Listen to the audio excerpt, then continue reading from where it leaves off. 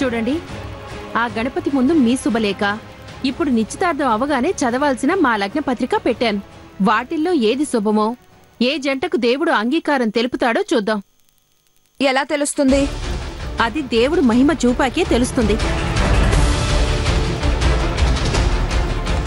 ఇప్పుడు మీ కుటుంబ సభ్యులు, మా కుటుంబ సభ్యులు, ధరణి వాళ్ళ కుటుంబ సభ్యులు అంతా కలిసి ఆ దేవుడికి దండం పెట్టుకోవాలి.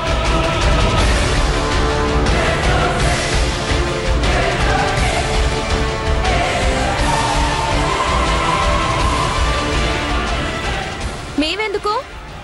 ఎవరికి దేవుడి మీద అపనమ్మకం ఉన్నా ఆయన సత్యం చూపించడు.